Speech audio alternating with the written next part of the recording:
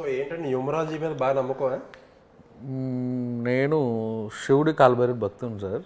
మా అన్నయ్య అనుకోండి రామకృష్ణ గారు అని, ఆయన వల్ల నేను అలా డివోటీ అయిపోయాను. బ్యానర్ పెడదాం అనుకున్నప్పుడు ఫస్ట్ టైం ఆయన మార్చారు, ఆర్ఏజీ అని, RAZDSH అని. అంతే, న్యూమరాలజీ కాదు అది, మా అన్నయ్య చెప్తూ పెట్టుకున్నాను. ఇప్పుడు ఏంటి మీతో పనిచేసిన హీరోలు కానీ లేకపోతే సినిమాల టైటిల్ కూడా అలా ఆయనకు చూపించి డిసైడ్ చేస్తారా? అలా ఏం లేదండి. ఇప్పుడు ఈ ట్రావెల్లో కలిసి ఫ్రెండ్స్ అవుతున్నారు అందరూ. ఆయన రెగ్యులర్గా ఆఫీస్కి వస్తూ ఉంటారు, లొకేషన్కి వస్తూ ఉంటారు.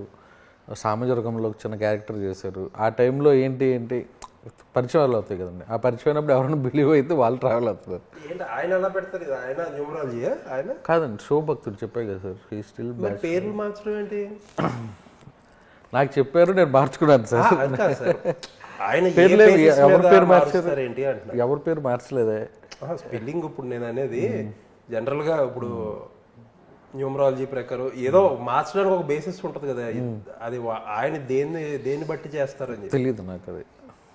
జస్ట్ నాకు ఇలా చెప్పారు బాగుంటుంది. మీ ద్వారా సందీప్ కిషన్ కూడా అదే పరిచయం. సందీప్ కిషన్ గారు కూడా మార్చారా? అదిగో SHA అని కాకుండా SHN. మజాకాలో జే తీసేసి జెడ్ పెట్టారు.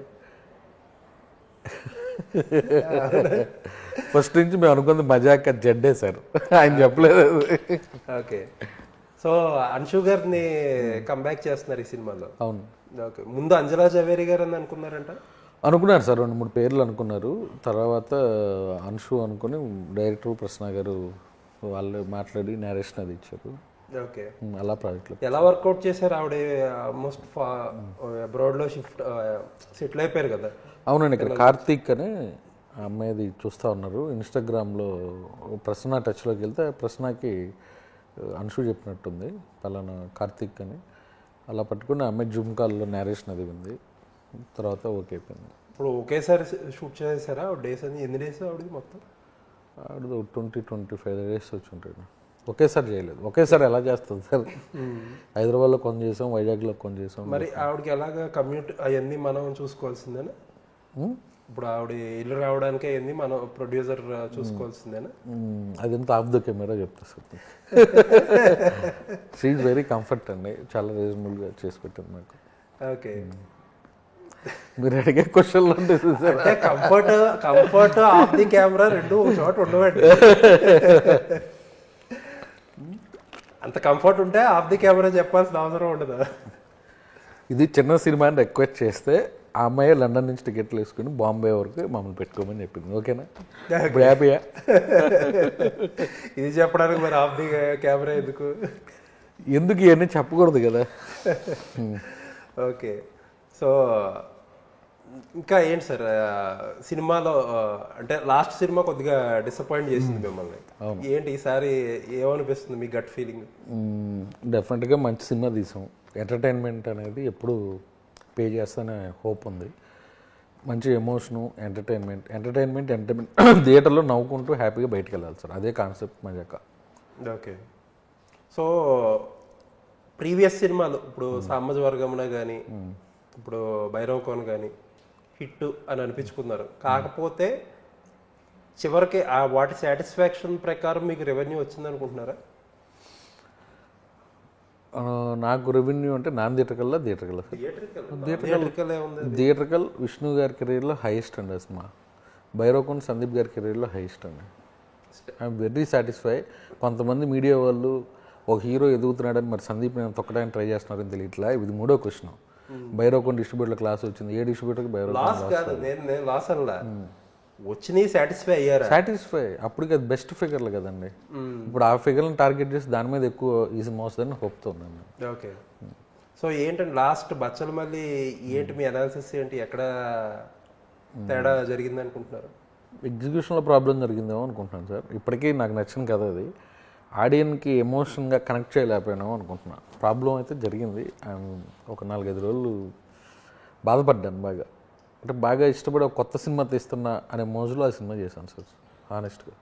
అంటే మన ఇద్దరికి క్లోజ్ ట్రావెల్ ఉంది కాబట్టి స్టార్టింగ్లో మీరు కొంచెం డిసప్పాయింటెడ్ ఏంటంటే మీడియాతో డిసప్పాయింటెడ్. కొంచెం దానికి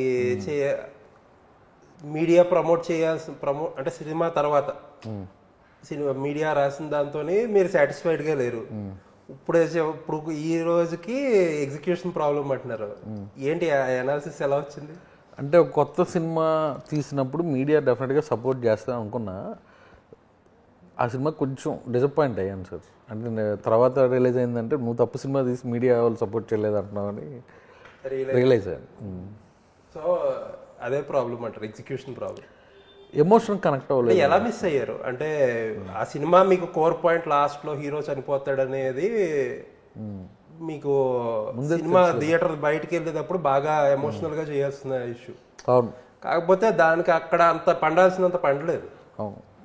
సో ఏంటి రైటింగ్ స్టేజ్ లోనే ప్రాబ్లం వచ్చిందా మీకు? లేదు సార్, నేను విన్నప్పుడు నేను ఫుల్ ఎగ్జైట్ అయ్యాను సార్. నేను లాస్ట్ 15 నిమిషాలు నాకు కళ్ళంబట్టి నీళ్ళు వచ్చినాయి కథ విన్నప్పుడు. డిఫరెంట్ సినిమా తీయబోతున్నాం అనే దాంట్లోకి వెళ్ళాను. ఎక్కడో ప్రాబ్లం జరిగింది. Hero character audience hero characterisation కొత్తగా ఉంది. అది కూడా నమ్మాను నేను. ఓకే. అంటే ఇప్పుడు కొంతమంది ఏంటంటే ఆడియన్స్ సాడ్ సినిమాలు చూసే మూడ్లో లేరని రకరకాల పుష్ప డేట్ అని రకరకాలు. బట్ ఓటీటీలోకి వచ్చినాకైతే ఆ సినిమాని చాలామంది అప్రిషియేట్ చేశారు సార్.